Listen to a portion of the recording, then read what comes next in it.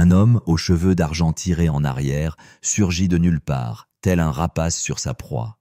Sans un mot, il arracha le bouquet de mariée des mains d'une fillette de 8 ans avant de déverser un flot de paroles acerbes sur les futurs mariés, Éléonore et Christophe, en ce jour si spécial.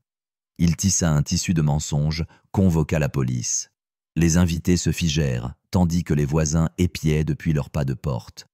Alors que la tension atteignait son paroxysme, Christophe s'avança, sortant sa carte d'identité de maire, forçant la vérité à éclater au grand jour. Avant même que le bouquet ne touche le caniveau, Raymond Dubois était déjà là. 62 ans, les cheveux d'argent tirés en arrière, les bras croisés sur sa poitrine comme un rempart. La lumière estivale accentuait les profondes rides de son visage, chacune creusée par des décennies à regarder de haut ceux qu'il estimait ne pas avoir leur place. Léa, 8 ans, dans une robe jaune pâle qu'Éléonore avait repassée avec tendresse ce matin-là, serrait le bouquet contre sa poitrine. C'était le bouquet d'Éléonore, un délicat assemblage de gardénia et de romarin, un hommage parfumé à la mère perdue trop tôt. Éléonore avait promis à Léa qu'elle pourrait le tenir un instant, juste le temps de le garder en sécurité jusqu'à ce qu'elle descende l'allée. Léa avait pris cette promesse au sérieux. « Donnez-moi ça » intima Raymond, sa voix basse et tranchante lacérant la douce mélodie du quatuor à cordes. Léa se figea. « C'est pour le mariage de ma sœur » murmura-t-elle.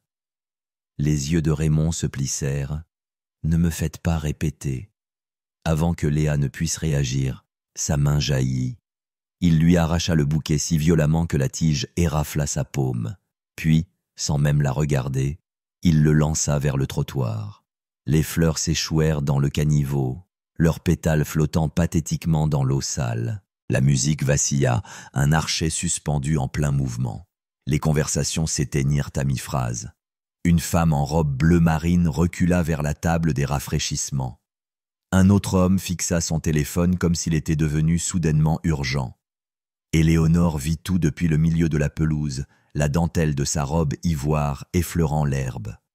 Pendant un battement de cœur, elle n'y crut pas, ne voulut pas y croire. Puis les mains vides de Léa apparurent dans son champ de vision, et le souffle se coupa dans la gorge d'Éléonore. Une chaleur brûlante monta en elle, mêlée d'une amertume féroce.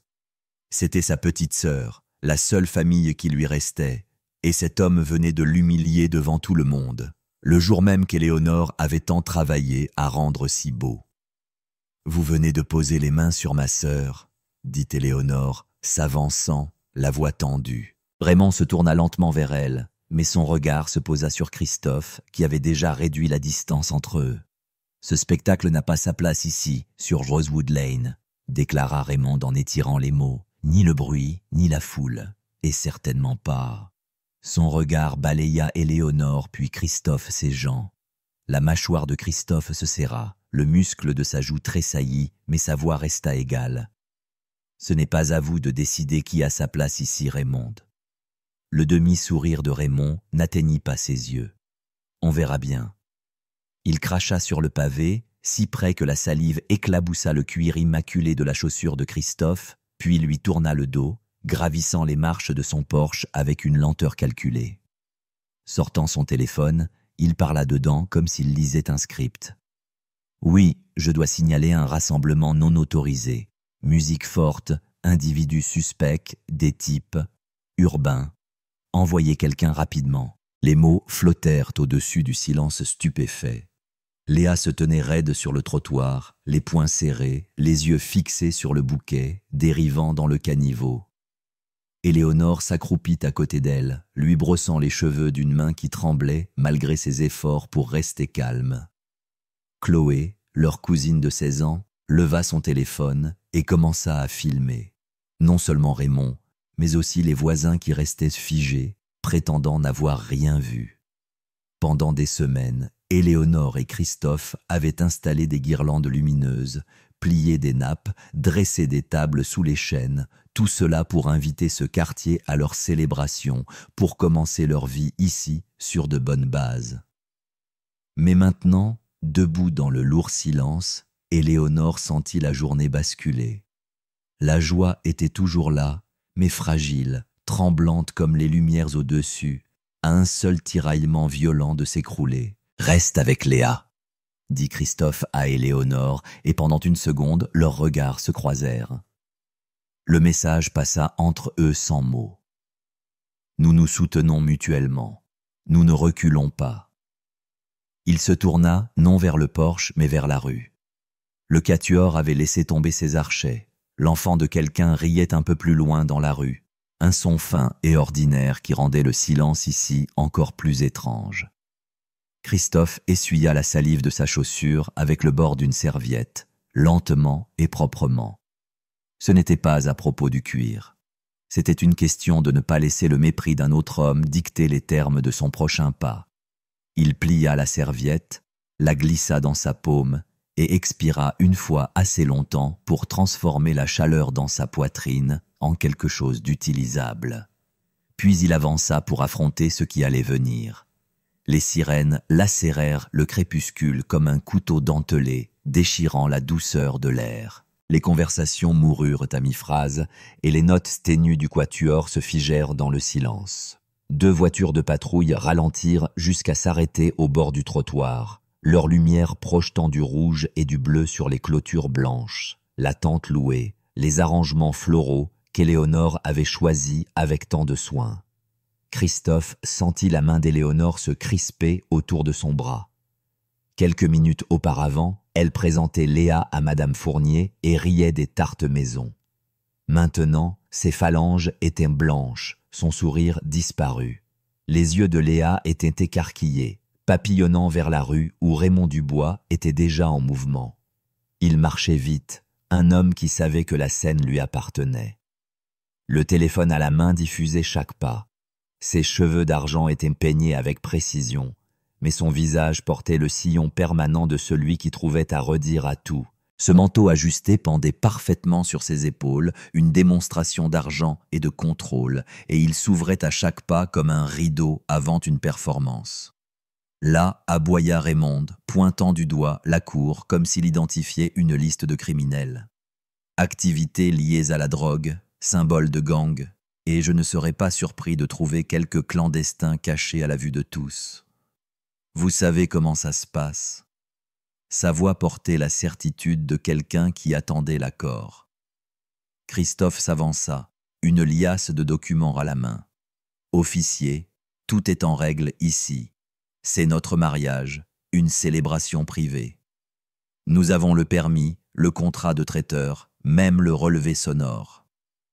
60 décibels, bien en deçà de la limite légale. Le rire de Raymond fut sec, froid. Les papiers ne sont jamais plus propres que les mains qui les signent. Qui a tamponné les vôtres, quelqu'un à qui vous avez rendu service, ou peut-être quelqu'un que vous avez accueilli. Ses yeux balayèrent en la foule, s'attardant sur les invités du côté d'Éléonore, ceux à la peau plus foncée, aux cheveux naturels et aux costumes de cérémonie polis pour l'occasion. Inspecteur Duval, son uniforme tendu sur des épaules sculptées par 2 décennies de service, prit les papiers, les feuilletant lentement. Il ne leva pas les yeux, mais sa mâchoire était serrée. Agent Lefebvre, plus jeune et pâle, gravita vers Raymond sans un mot. Sa posture large, les bras croisés, le bout de sa botte tapant sur le pavé. Léa se pressa contre la hanche d'Éléonore, ses petites mains tordant l'ourlet de sa robe. Elle murmura quelque chose, mais se fut perdue sous la phrase suivante de Raymond. « J'ai emménagé ici en 82, dit-il d'une voix empreinte d'une fausse nostalgie. À l'époque où les gens entretenaient leur pelouse, baissaient leur musique et laissaient leurs portes ouvertes sans crainte. Puis la ville a commencé à tout laisser râler. » Il marqua une pause, laissant le sous-entendu s'infiltrer dans le silence. Madame Fournier s'avança, la voix tranchante. « Dites ce que vous voulez dire, Raymond. »« Je le fais, » répondit-il avec douceur. « Certains d'entre nous se souviennent de ce qui s'est passé quand les quartiers ont changé. D'abord vient le bruit, puis la criminalité, et une fois qu'elle est là, elle ne part jamais. Demandez à vos grands-parents. » Des murmures indignés parcoururent les invités noirs, tandis que les voisins blancs restaient figés sur leurs pas, certains derrière leurs rideaux, d'autres sur leur porche, verre de vin à la main, préférant la sécurité de l'immobilité au risque de la vérité. La voix de Christophe coupa la tension. Nous avons respecté chaque loi, chaque règle, et chaque invité ici a été convié parce qu'il fait partie de nos vies. Vous n'avez pas le droit de réécrire cela parce que vous êtes mal à l'aise. Raymond eut un sourire narquois. Mal à l'aise, fiston. J'ai vécu assez longtemps sur cette terre pour reconnaître les ennuis quand je les vois. Les ennuis sont bruyants. Les ennuis se mettent sur leurs 30 et un pour une fête et prétendent avoir leur place. Ses yeux glissèrent délibérément vers Léa, et les ennuis commencent jeunes. Le souffle d'Éléonore se coupa, mais elle ne scia pas. Elle lissa les cheveux de Léa, le geste à la fois protecteur et défiant. « C'est ma sœur, dit Éléonore, sa voix portant loin, et elle a sa place partout où j'ai la mienne. » De l'autre côté de la rue, Gisèle Marchand, l'une des plus anciennes résidentes blanches, tenait son téléphone pour filmer, mais ne fit aucun geste pour intervenir. À l'autre coin, un groupe de jeunes hommes enregistrait pour TikTok, riant nerveusement comme s'ils n'étaient pas sûrs que ce soit du divertissement ou une preuve. Le téléphone de Chloé toujours levé, elle murmura dans son live stream. Ils nous regardent comme des suspects sur notre propre pelouse et personne en uniforme ne lui dit d'arrêter. L'inspecteur Duval continuait de feuilleter les papiers, mais son regard clignotait vers Raymond de temps en temps, comme s'il pesait des loyautés tacites. Lefebvre ne fit même pas semblant. Il se tenait en biais vers Christophe, sa voix basse mais tranchante. Des affiliations de gang dans cette foule que je devrais connaître. Un passé que vous n'avez pas révélé. Un murmure s'éleva parmi les invités noirs, moitié indignation, moitié incrédulité. Monsieur Martin, un enseignant à la retraite, secoua la tête. Il cherche quelque chose qui n'est pas là. Raymond se pencha plus près des officiers, parlant juste assez fort pour que la foule puisse saisir des fragments. J'ai payé des impôts ici pendant des décennies. Mon argent assure la sécurité de cette rue. Mais la sécurité n'est pas gratuite, il faut empêcher les mauvais éléments de s'enraciner. Et si vous ne le faites pas, eh bien, j'ai vu ce qui se passe. Il esquissa un lent sourire entendu, comme si le souvenir lui plaisait. Les mots restèrent suspendus dans l'air comme une fumée s'infiltrant dans les fissures de la soirée. Éléonore resserra sa prise sur le bras de Christophe. Léa tira sur sa manche. « Pourquoi parle-t-il comme ça ?» Parce que, dit Éléonore, sa voix stable, destinée à toutes les oreilles présentes, certaines personnes détestent la joie qu'elles ne peuvent pas contrôler, et elles déguiseront cette haine sous le langage de la sécurité. Les sirènes s'estompèrent au loin, mais la tension ne disparut pas. Christophe sentait la chaleur monter à son visage, non seulement de colère, mais de la froide certitude que ce n'était pas fini. Ce n'était que le premier coup. La lumière bleue et rouge pulsait encore contre les clôtures blanches impeccables de Rosewood Lane, se déversant sur les rubans de soie et les verres de cristal comme une fusée de détresse. Le bourdonnement discret du quatuor à cordes s'était éteint depuis longtemps, remplacé par le froissement de pas anxieux et le chuchotement discret des voisins derrière les portes entr'ouvertes. L'inspecteur Duval se tenait avec son bloc-notes dans une main. L'agent Lefebvre traînait plus près de Raymond, comme si sa seule posture pouvait revendiquer la rue. Éléonore gardait un bras autour des épaules tremblantes de Léa, les yeux de la fillette toujours rivés vers le caniveau où son bouquet avait été jeté. La mâchoire de Christophe était serrée, ses doigts se crispant une fois, puis se stabilisant à ses côtés. La voix de Raymond trancha à travers les murmures avant que quiconque puisse parler, porté par la fausse autorité d'un homme qui savait que la foule l'observait. « Vous entendez ça » cria-t-il aux officiers, assez fort pour tout le pâté de maison. « La basse fait trembler mes fenêtres. Ça... » Il agita une main dédaigneuse vers toute la réception, sa bague captant la lumière clignotante. C'est exactement le genre de rassemblement qu'on voit dans les projets. Drogue, gang... des étrangers qui n'ont rien à faire ici. Quelques têtes dans la foule se détournèrent. D'autres, toutes blanches, restèrent fixées sur lui, hochant légèrement la tête comme si chaque mot était une annonce d'intérêt public. Le téléphone de Chloé restait pointé sur la scène, son murmure à peine audible au-dessus du statique dans l'air. « Il regarde oncle Christophe comme s'il était en procès », murmura-t-elle dans son live stream. Et d'une certaine manière, il l'était, là, devant ses propres invités de mariage, dans la rue où il avait emménagé, avec rien d'autre que l'espoir que de bons voisins existaient encore. La voix de Raymond portait au-dessus du doux bavardage, chaque syllabe jetée comme une pierre dans l'eau, plainte pour tapage. Je vous l'ai déjà dit, c'est le genre de rassemblement que l'on attendrait dans les projets, pas ici. Il jeta un coup d'œil à Duval et Lefebvre, sa main libre tranchant l'air pour insister. Ils n'ont pas leur place ici, et quiconque dit le contraire ne se soucie pas de la sécurité de ce quartier. L'expression resta suspendue, ils n'ont pas leur place. Ce n'était pas la première fois qu'il le disait ce soir, mais la façon dont il insistait sur le mot « il » rendait le sens lourd, indubitable. Christophe resta immobile un instant, sentant la chaleur monter sous son col. La prise d'Éléonore sur l'épaule de Léa se resserra, ses phalanges pâles contre le bleu doux de la robe de sa sœur. Léa, petite et les yeux écarquillés, se rapprocha d'Éléonore, essayant de disparaître derrière les plis du tissu. Depuis le trottoir, l'objectif du téléphone de Gisèle Marchand brillait sous le lampadaire, enregistrant chaque respiration, chaque pause. De l'autre côté de la rue, un petit groupe de voisins blancs sirotait des verres en plastique, les yeux fixés sur rien en particulier, comme si la tension pouvait se dissoudre s'ils refusaient de la regarder. Le ton de Raymond s'aiguisa. « J'ai prévenu les gens de ce qui allait se passer. Laissez passer un événement bruyant et bondé, et la prochaine chose que vous savez, nous avons affaire à des gangs, de la drogue, des ordures qui s'accumulent. J'ai vécu ici 40 ans. Je connais le schéma. » Les mots frappèrent comme une gifle froide. Ce n'était pas seulement une accusation, c'était une leçon d'histoire. Tordue et transformée en arme, visant directement chaque résident noir à portée de voix. Les téléphones étaient maintenant sortis partout. La caméra de Chloé capta la façon dont la mâchoire de Christophe se serra. Comment ses mains se crispèrent à ses côtés avant qu'il ne fasse un pas délibéré en avant. Sans un mot, il ôta son pardessus de laine foncée. L'air mordit ses bras à travers la chemise blanche impeccable en dessous. Le sceau de la ville, brodé au-dessus de sa poche de poitrine, captait le clignotement des lumières bleues et rouges. Des murmures traversèrent la foule.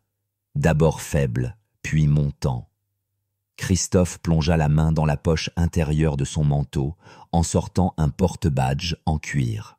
Il l'ouvrit, laissant le sceau doré et la carte d'identité plastifiée capter la lueur d'une lumière de Porsche voisine. « Christophe Daniels », déclara-t-il, sa voix stable, mais empreinte d'acier. « Maire de Rosewood ». L'inspecteur Duval se redressa instantanément, ses épaules se redressant comme si le poids de 20 ans d'uniforme l'exigeait. « Bon après-midi, monsieur le maire », dit-il, la formalité tranchant net à travers le statique de l'air. Le live stream de Raymond tressaillit, l'image tremblant dans sa main. « Maire ». Les mots jaillirent, secs et incrédules. « Je ne… » Christophe ne le laissa pas finir. « Vous ne saviez pas. » C'est étrange, considérant que Harding et Fils détient actuellement un contrat municipal de 2,4 millions de dollars. Un contrat avec une clause de non-discrimination très claire. Les murmures s'amplifièrent. Quelqu'un à l'arrière marmonna « Oh, ça va devenir sérieux. » La mâchoire de Raymond se déplaça, sa voix montant, cassante de panique. « Vous pensez qu'un titre signifie que vous comprenez cette communauté. Vous êtes là depuis quoi, quelques années, vous ne savez pas ce qu'il faut pour la garder en sécurité.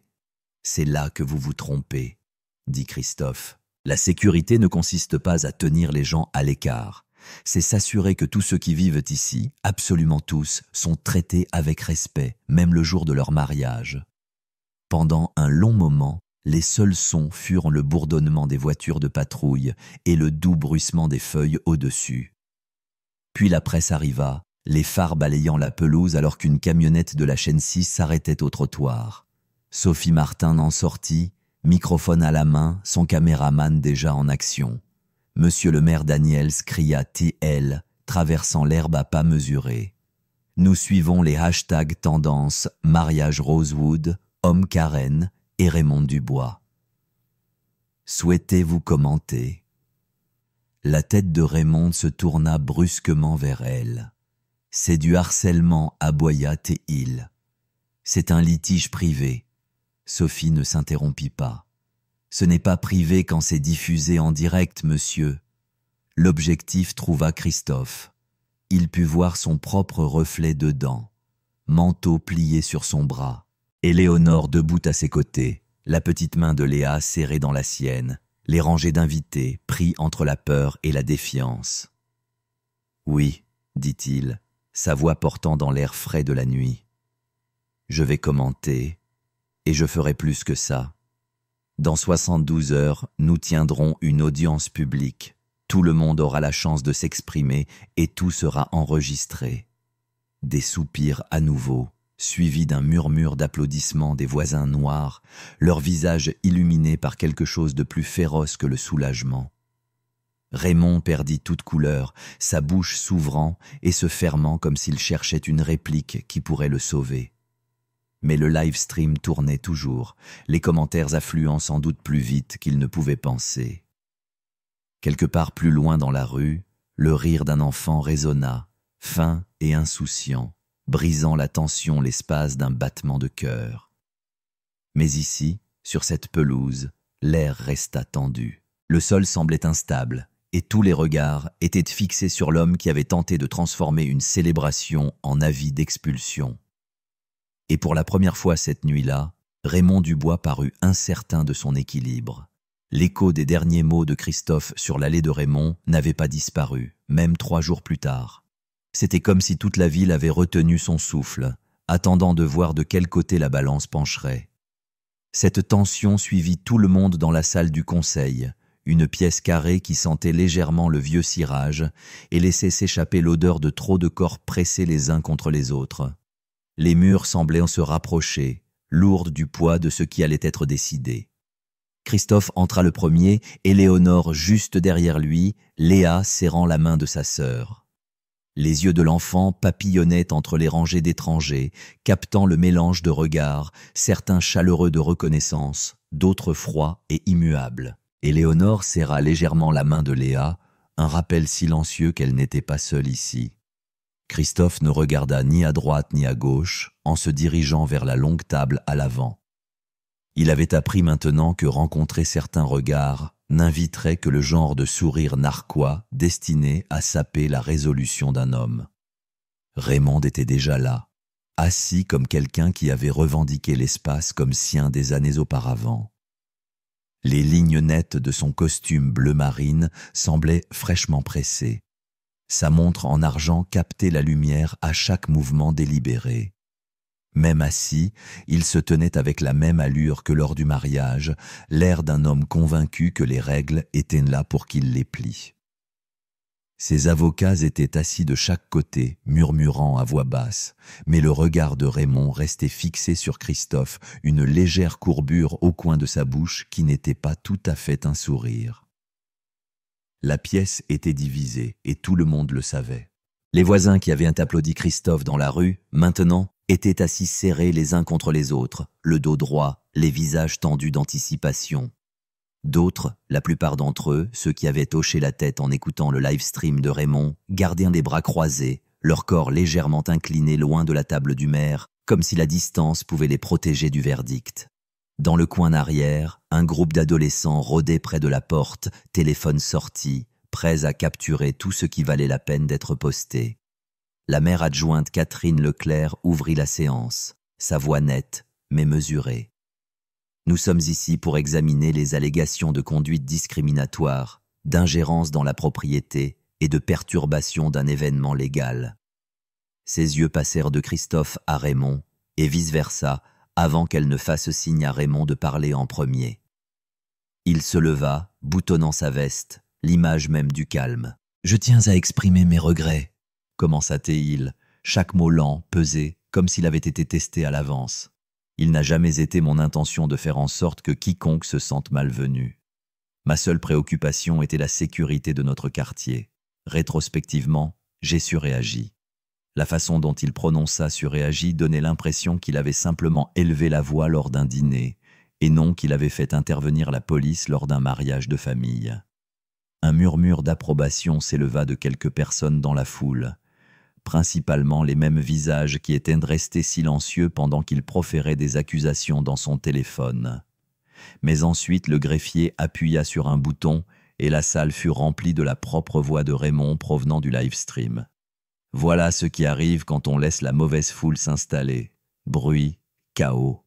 La prochaine chose que vous savez, c'est comme si les cités avaient emménagé. Son ton sur l'enregistrement était plus tranchant, dégoulinant de la certitude d'un homme habitué à être approuvé. Les mots restèrent suspendus dans l'air, plus lourds que la chaleur des corps entassés à l'intérieur. Personne ne parla, mais le silence changea. Ceux qui avaient murmuré leur approbation évitaient maintenant de regarder vers l'avant, tandis que quelques têtes dans la section de soutien de la foule se levèrent un peu plus haut. Christophe ne bougea pas, mais Éléonore sentit le changement en lui. C'était dans la façon dont sa mâchoire se serra, dans la façon dont ses mains restèrent parfaitement immobiles sur la table au lieu de se crisper en poings. Catherine Leclerc s'éclaircit la gorge et commença à lire la décision du conseil. Harding et fils seraient placés sous une probation de 18 mois. Ils devraient suivre 40 heures de formation en compétences culturelles, déposer des rapports trimestriels sur la diversité et effectuer 100 heures de service communautaire direct. Avant qu'elle ne puisse passer au point suivant, une voix s'éleva du milieu de la pièce. Un homme noir âgé se leva, le dos droit malgré les années. « J'ai été le premier contremaître noir dans votre entreprise, dit-il. » Sa voix était stable, mais ses yeux étaient fixés sur Raymond. « Vous m'avez laissé partir après 3 mois. Vous avez dit que je ne correspondais pas à l'image. » Le rire de Raymond fut bas et sans humour. Les standards ne sont pas de la discrimination, peu importe à quel point les gens veulent tordre les choses de nos jours. Il ne regarda pas l'homme en parlant. Ses yeux balayèrent plutôt la pièce, se posant brièvement sur Christophe comme un défi. Christophe laissa l'insulte planer un instant avant de parler.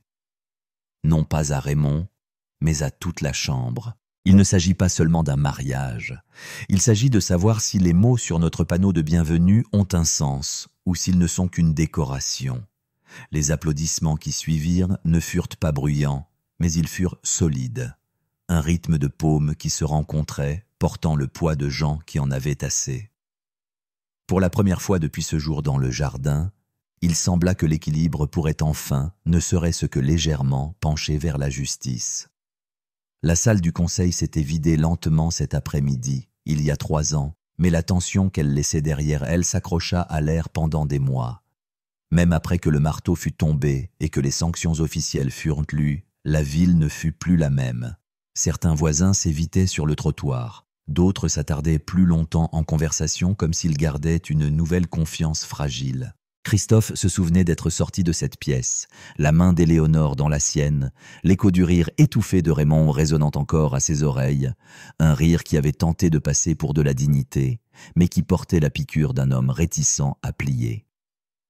Dans les semaines qui suivirent, Rosewood s'ajusta comme un arbre se penche après une tempête, toujours debout, mais incliné par le vent qui l'avait mis à l'épreuve. Le programme Unité de Rosewood prit racine d'abord comme une politique sur le papier, puis comme une série de réunions, de nettoyage et d'ateliers qui ne rassemblaient parfois qu'une poignée de résidents. Raymond était présent à presque toutes, pas toujours de bon gré au début, arborant le sourire figé d'un homme purgeant sa peine sur la place publique. Mais le temps a le don d'adoucir même les terres les plus arides, non pas en un grand moment, mais dans l'accumulation de petits gestes, aider un voisin âgé à soulever une jardinière lourde, rester silencieux pendant qu'une adolescente du quartier ouest parlait de son premier emploi, serrer la main de personnes qui autrefois traversaient la rue pour l'éviter. Christophe l'avait remarqué en passant, comme on observe la glace hivernale reculer des bords d'un étang. Et pourtant, Il y avait des jours où le souvenir piquait encore la vue de la main de Raymond arrachant ce bouquet de mariage à Léa, l'arc qu'il décrivit en atterrissant dans le caniveau, l'onde de silence gênant qui s'ensuivit. C'était la première chose que Christophe avait vue en entrant dans sa vie conjugale à Rosewood, une humiliation publique déguisée en décontraction de voisins. L'image était restée gravée en lui, inébranlable. 3 ans plus tard, la glace avait disparu. Le matin de la journée de l'unité arriva, chaud et lumineux, le genre de journée qui tirait les gens de leur maison et dans les rues. La rue principale s'était transformée en un ruban vivant de couleurs, l'air embaumé de soucis, de maïs grillé et de pâtisseries à la cannelle. La musique flottait entre les étals, et quelque part plus loin dans la rue, un groupe d'enfants riait en essayant de maintenir des cerfs-volants en l'air dans la douce brise. Près du centre de tout cela, un homme s'agenouillait dans la terre, ses mains sombres de terreau. Raymond Dubois pressa un jeune souci en terre, le dos courbé, ses cheveux désormais striés de gris. Les mêmes mains qui avaient autrefois jeté un bouquet de mariés dans un caniveau travaillaient maintenant avec une attention surprenante, aplatissant la terre, ajustant l'angle de la tige jusqu'à ce qu'elle tienne parfaitement. Une bannière au-dessus de lui disait « Journée de l'unité. Célébrons Rosewood ensemble ». Christophe et Éléonore arrivèrent alors qu'il se levait pour essuyer ses mains sur un chiffon glissé dans sa ceinture. Léa s'élança devant eux. Son petit drapeau imprimé. La diversité est une force flottant au soleil. Elle avait grandi, ses cheveux lui effleurant les épaules, mais elle regardait encore en arrière à chaque pas, comme pour s'assurer que sa sœur et son beau-frère n'étaient pas trop loin. Raymond les aperçut un instant. Ses yeux s'adoucirent. Non pas l'adoucissement calculé d'un homme en mode de gestion de crise, mais le genre sans défense qui vient après des années de petits ajustements. Quand il monta sur scène plus tard cet après-midi-là, la foule se tut. Sa voix, autrefois empreinte de commandement, était devenue plus stable. Il y a 3 ans, commença-t-il, je pensais comprendre ce que signifiait faire partie d'une communauté. Je pensais que payer des impôts, garder les rues propres et connaître les bonnes personnes suffisait. Je me suis trompé. Il marqua une pause, laissant les mots s'installer. Quand j'ai commencé mon service communautaire, je l'ai traité comme une condamnation. Mais quelque chose s'est produit. Au début, les gens gardaient leur distance, et pourquoi ne l'auraient-ils pas fait? J'étais l'homme qui avait regardé mes voisins et décidé qu'ils n'avaient pas leur place. Il a fallu des mois avant que quelqu'un ne me parle au-delà d'un hochement de tête poli. Il m'a fallu plus de temps pour écouter sans attendre de répondre. Du côté de la scène, Christophe balaya la foule du regard. Il y avait encore des visages fermés à Raymond, mais beaucoup plus étaient ouverts, penchés en avant. Raymond fit un geste vers les parterres de fleurs qui bordaient la place. Ses soucis ne sont pas grand-chose seuls, mais ensemble, ils créent quelque chose qui vaut la peine de s'arrêter pour regarder. C'est ce qu'est cette ville maintenant, de nombreuses racines différentes sur le même sol. Les applaudissements qui suivirent ne furent pas forcés. Harding et fils avaient également changé. Sa photo de personnel était maintenant un mélange de visages et d'histoires. L'entreprise avait récemment remporté un prix régional pour son recrutement inclusif. Christophe et Éléonore s'avancèrent, rejoignant la délégation du maire pour couper le ruban du nouveau pavillon du programme d'unité de Rosewood. La journée de l'unité n'était plus seulement un festival de la ville. C'était leur anniversaire de mariage, une tradition née de la même tempête qui avait autrefois failli déchirer la communauté. Alors que la foule se dispersait dans le festival, Léa glissa sa main dans celle de Christophe et murmura « Je me souviens encore du bouquet ». Christophe baissa les yeux vers elle, puis vers les soucis, et pensa à quel point il était étrange que les mêmes mains puissent prendre quelque chose et plus tard, rendre quelque chose. Plus tard, alors que le soleil déclinait, Christophe se tint au microphone. « Nous connaissons tous le conflit, dit-il. Nous connaissons tous la colère, mais la vraie force réside dans la transformation de cette colère en un changement durable. » Il regarda Éléonore, Léa agitant son drapeau, Raymond avec de la terre encore collée à ses doigts. « Et cela, acheva Christophe, vaut la peine d'être construit année après année. » La clameur monta haut. portant dans les rues, s'enroulant autour des nouvelles fleurs. Dans la foule, quelqu'un leva un téléphone, non pas pour saisir une chute, mais pour immortaliser ce moment.